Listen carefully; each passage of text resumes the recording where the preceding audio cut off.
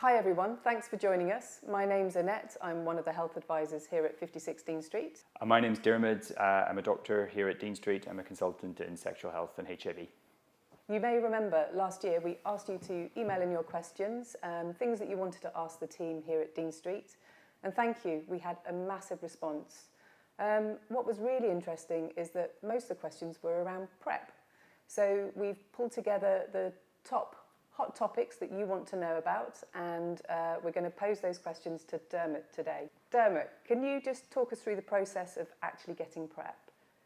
So, Annette, one of the few good things to happen in 2020 was the fact that we were finally able to give PrEP for free on the NHS. So this has been a great thing. It's something we've waited for quite a long time. Yeah. I think, so that has made getting PrEP a lot easier. One of the first questions that's really important is, the first question to ask is, do I need PrEP? And there's different reasons why someone might need PrEP.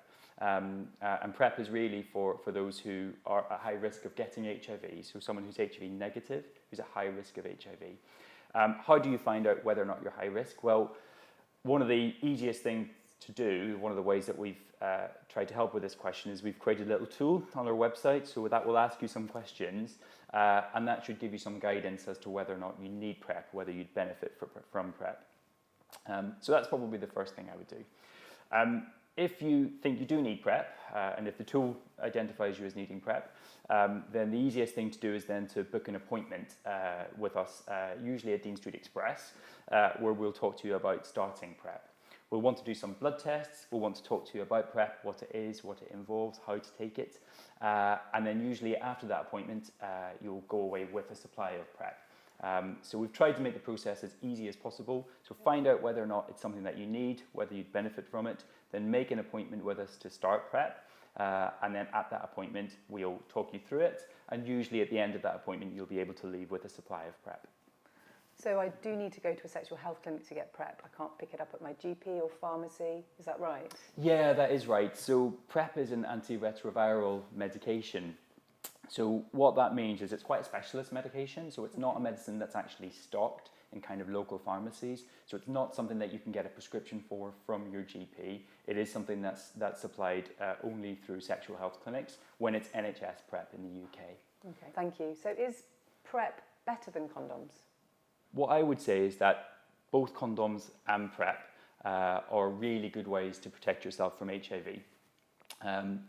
But they're different, and there are advantages and disadvantages to both of them. Okay, so condoms are a physical barrier. They're a physical barrier against HIV. HIV, the virus, cannot get through a condom.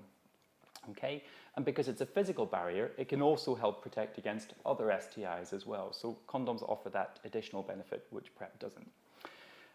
However, in the real world, we know that not everybody uses condoms perfectly all of the time. It can be challenging to have some with you. People can have condom accidents occasionally. And in those situations, it's worth considering if PrEP might be for you. PrEP works differently. It's a medicine that protects you against HIV. Okay? So it's not going to protect you against other sexually transmitted infections, but we know that PrEP offers really, really good protection against HIV. In terms of whether to choose one or the other, what I would say is that if you're already using condoms perfectly, and you feel very happy with your condom use, then you're already protected against HIV. You do not need PrEP.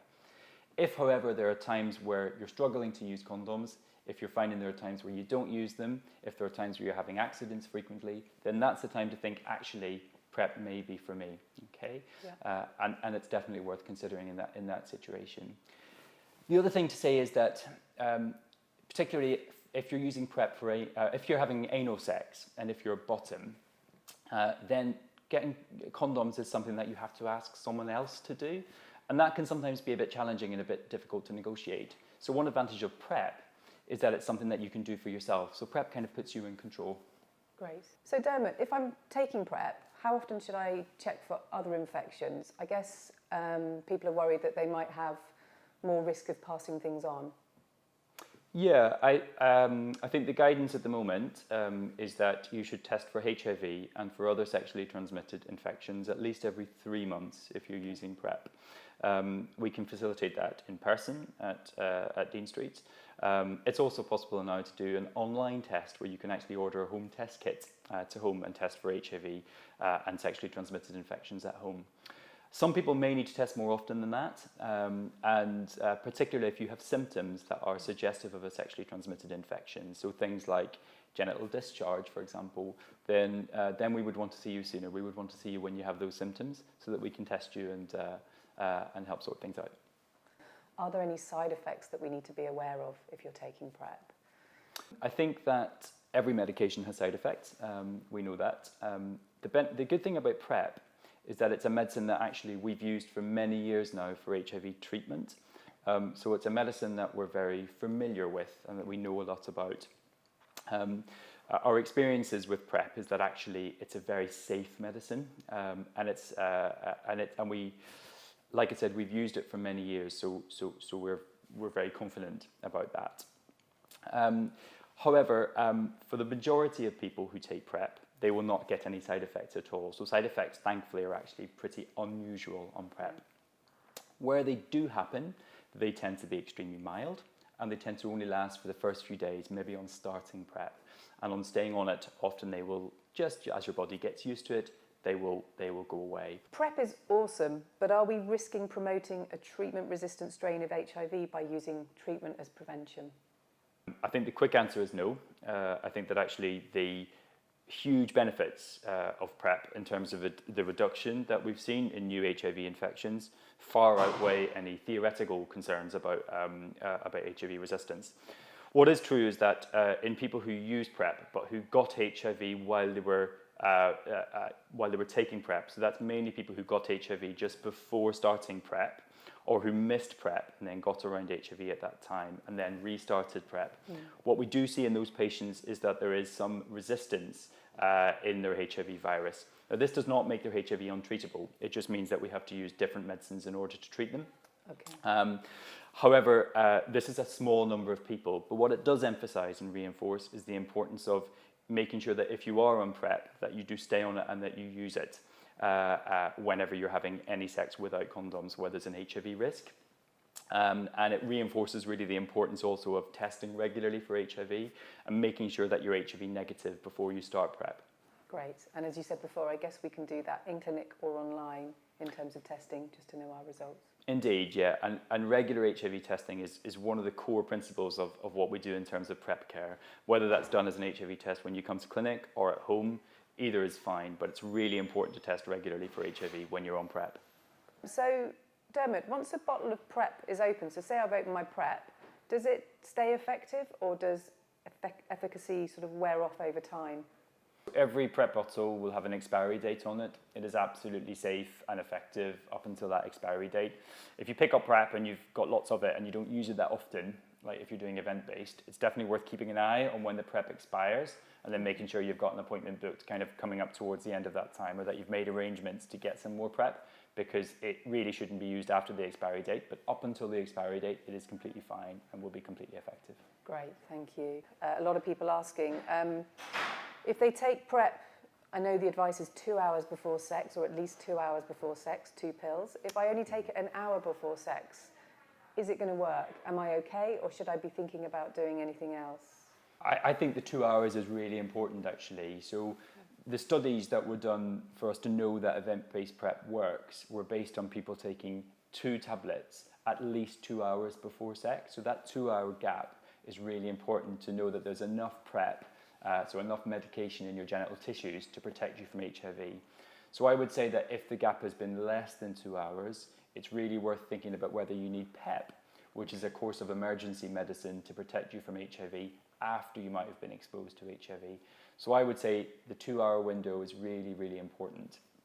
The other thing I would say is that event-based PrEP in general means being a bit organised. It means being able to predict when you're going to have sex. So that means knowing at least a few hours in advance and also having the medication with you. And we know in the real world, life isn't always like that. Yeah. So if you're not sure, I would say go on daily. or even start with a double dose on day 1, then you're protected from 2 hours later and stay on one tablet a day after that. That's what we call quick starting PrEP. And that means you're protected after that double dose for anal sex 2 hours later, and then just stay on one tablet a day after that. But the 2 hours we think is actually quite important. Okay. And I guess if you're not sure, if something's happened and you're not sure, do give us a call at the clinic or check out our PEP resources online. There's a tool you can use to work out whether you need to take PEP. Thank you. So the next question, Diarmuid, is my partner has HIV. Should I be on PrEP as well? Yeah, so we've got really good evidence about this now. So we know that people who are on effective HIV treatment, who have an undetectable viral load, do not transmit HIV, so cannot transmit HIV to their sexual partners. That's something that we call U equals U, or undetectable equals untransmittable. Okay, so if you're in a monogamous relationship with someone living with HIV who has an undetectable viral load on HIV treatment, there is no risk of you getting HIV. You're protected by them being on medicine. If you have other partners, then you may need to think about being on PrEP. Or if your partner who's living with HIV is not on medication or doesn't have an undetectable viral load, then you may benefit from PrEP. But if they have an undetectable viral load and they're on medication, you do not need PrEP. My final question is, can I take PrEP if I take recreational drugs? Is there going to be an impact for either of those? So we don't think that PrEP interacts in any way with the recreational drugs that we know about. PrEP has actually got relatively few interactions with other medications. That's one of the benefits of it. So we don't really think that PrEP will affect the recreational drugs. We don't think that the recreational drugs will directly affect PrEP or how it works. What can happen though is that if you take recreational drugs, sometimes that may make it a bit more difficult to remember to take medicine and to remember to take it on time. So if you are struggling with that, I'd encourage you to talk to us about it and see what we can do to help. It can be things like putting an alarm on your phone, having a little pill box with your medications in there to kind of help you to remember to take them. But in terms of directly stopping PrEP from working, we don't think that recreational drugs actually do that. They don't interact with PrEP. Great, thank you. That's all of our questions today. We hope we've answered them for you, and once again, thank you for taking the time to email in. If you want to find out more about PrEP, we've got loads of information on our website at dean.street. Do check it out. There's a whole PrEP section. There's videos and things that you can watch. And thanks for joining us today.